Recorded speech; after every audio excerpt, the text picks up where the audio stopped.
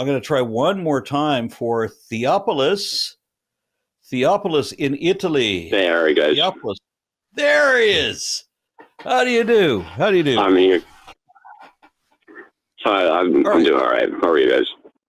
It's all right. What do you want to talk about? So, I'm wondering, I'm going to be honest, I think you guys have a laughable basis for morality, and that's if you even have any. So, please explain what that is. Okay. Well, since we evolved as a social species, dependent on society, because no man is an island, we have to depend on our family, friends, and fellows, which means that we have to have a mutual empathy for our family, friends, and fellows, because this is society that we depend on also depends on us to cohabitate productively. And so those people who can, over time, show that they will adhere to their word, that they are reliable, that they're trustable, that they actually care about other people, those people are going to be favored by that society in multiple ways. Whereas if you have dysfunctional mirror neurons or underdeveloped prefrontal lobes or whatever, if you're selfish, or you don't have any, you're apathetic rather than empathetic, well, then at some point you're going to be ostracized from that society, either by being banished, imprisoned, or killed. And so you are removed from the gene pool. Now, aberrations still come up all the time, but what we have over time is, over many generations, is that we have a certain celebration of the people that we can rely upon and that we can trust, the people that are good. And we've learned to eliminate the people who are only out for their own ends and who don't care about the feelings and pain and what they're doing to other people. And that is the basis of morality. Whereas I would say the theist has no basis for morality at all. Yeah, that's interesting. So, are you familiar with world history? Of course. So, are you familiar with the two first atheist empires, the USSR and the CCP, were murderous dictatorships? Yes, I am aware of, like, how Stalin, for example, ended up killing hundreds of millions of people, as I remember, simply by denying Darwinism. He gulagged Darwinian scientists. He refused to accept that genetics was real. He wanted to pretend that crops were communist. Yes, Lysenkoism. Yeah, exactly, Lysenkoism, Lamarckian Lysenkoism. So that was a horrible thing. That was a bit of ignorance. So yeah. So here's the thing. I think right now you are actually, that's the thing, is you're actually allied with the modern day Lysenkoist. You might not see that, but you are. You're allied.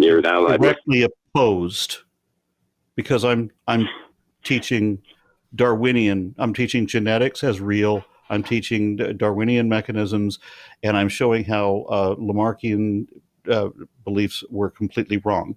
So I'm opposite of, not in line with. So are you educated in critical theory? On the idea that a theist has morality, as we discussed early in the show, many theists have told me that if it wasn't for their belief in God, that they would be out murdering and raping and vandalizing. And yet, atheists don't do that. So when you look at the statistics for the least, or for the most secular, the most atheist countries in the world, you will notice that statistically there's also the lowest crime rate, specifically also relating to violence. China tends to be an exception on some of these, but for most of the world, the happiest places to live are the most atheist countries, and the most theistic, the most religious countries are the most dangerous, with the highest crime rates. And criminals who are more religious, the more religious they are, the more abusive they are, the more likely they are to support capital punishment and corporal punishment. The more likely they are to support the torture of prisoners and so forth. And for abusers, the more religious they are, then statistically, the more and younger their virgin or their victims will be.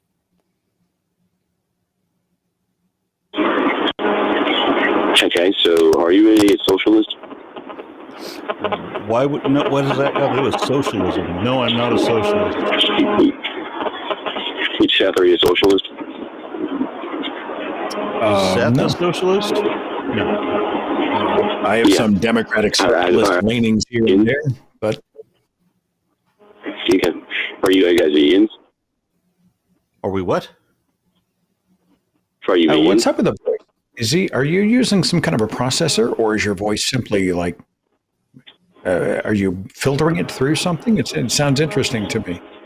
Yeah, it's showing up on the call-in studio too. That keeps changing color because it's like losing connection. I'm not sure what's happening.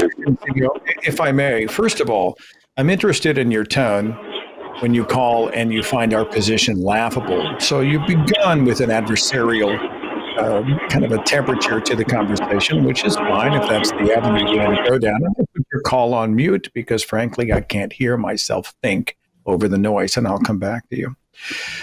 So you challenge us immediately on whether or not we have morals or maybe even know what morality is. Theo, where do your morals come from? How do you define morality, and where'd you get yours? What is that noise? All right. Hey, Theo, you are not going to get to talk anymore. There's way too much background noise to have a conversation here. All right. Well, somebody made the decision for us, and I'm fine with that. Yeah, that was I don't. If someone wants to call and say, "Where do your morals come from?" You and I have heard it 1,000 times. I'm willing to engage for the 1,001 time. Okay, fine. I'll have the conversation. But to call up and say, "Well, I find it laughable," to immediately become combative in that way, I find interesting. This is an adversarial tone. I find it condescending. I don't think it's a good faith approach to trying to determine where evolved ethics come from. And so, when I'm dealing with what I consider to be a bad faith caller, I'm not too chagrined when they disappear off into the ether and we move on to somebody else, because quite frankly, I don't think they were interested in having a conversation among adults in good faith. I think this was about condescension and finger pointing. Maybe I got it wrong. I don't know. How rare is it that a defender of the faith argues in good faith? No, I know that I think you and I have different audiences, because I will get some people who they are who I was. They're afraid. Yes, they're ignorant, but they're not going out there just operating with a desire to be shitty to other human beings. They simply, they exist in a cocoon and they don't know the world outside the cocoon. And so they ask these questions. Well, how do you know rape's wrong? How do you know murder is wrong? Aren't you afraid of what's going to happen if you die? What if you're wrong? Aren't you afraid of hell? They have all these questions that you and I have heard so many times. But I don't think a lot of these people are coming from a position of insincerity or a desire to be wrong or to be shitty to other people. Some people, they genuinely are like, well, explain it to me, because I just don't get it. I don't understand. I'm not processing. And we might have an opportunity then to create the crack that lets in the light, to humanize that conversation. And we're not going to do it in the meme verse, and we're not going to do it by telling people they're idiots, and we're not going to do it by belittling and insulting them and saying, well, I don't know how, you wouldn't even know, blah, blah, blah. I think if we sense that they're genuinely interested in knowing more tomorrow than they knew yesterday, then I think we lead with humanity and we have a good faith conversation. And, who knows, you might plant a seed that comes to fruition in a year, 2 years, 10 years, but maybe someday. So the argument that someone is moral because they're afraid they'll get punished when they do the immoral thing they desperately want to do, that only tells me that they're not moral, right? It's like Penn Jillette said. I don't often quote Penn Jillette, but he says, "I've raped exactly as many people as I want to," which is zero. Zero, yeah.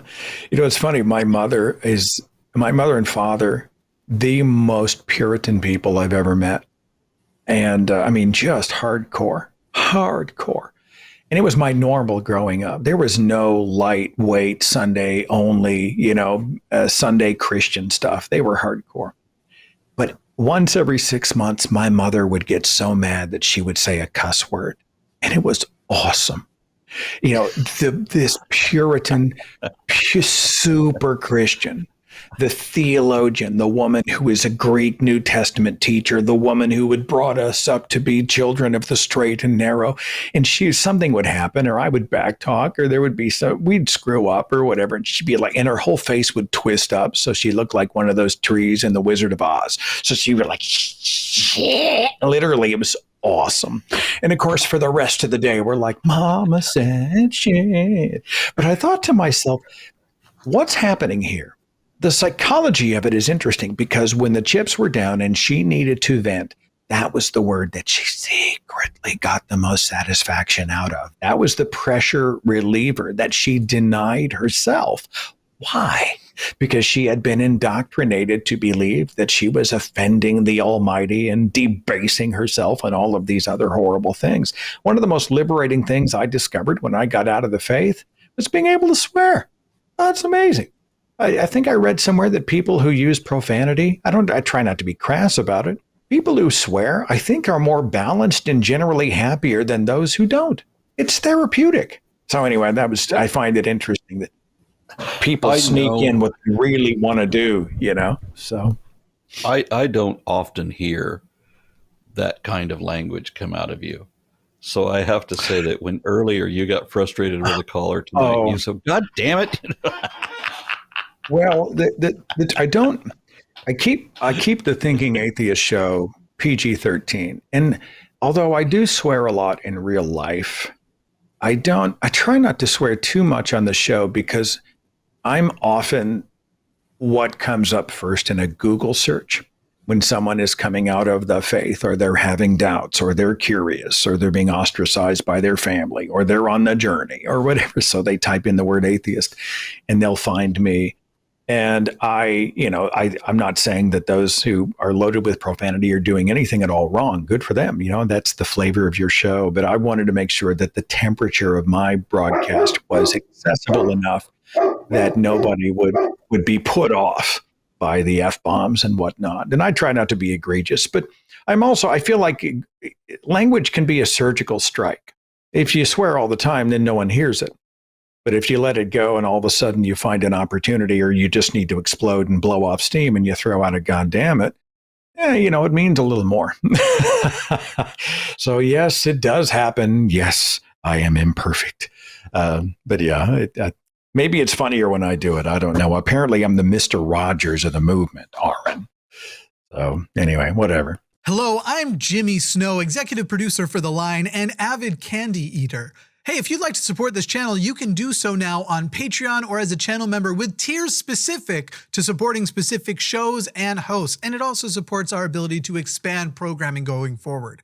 You could also leave a super thanks down below, get a little special highlighted comment, and I'll tell you what, you could hit like and you could hit subscribe. Now, here are some video suggestions so we can fudge that algorithm. Go with one of ours. Forget everyone else on YouTube. I'm begging.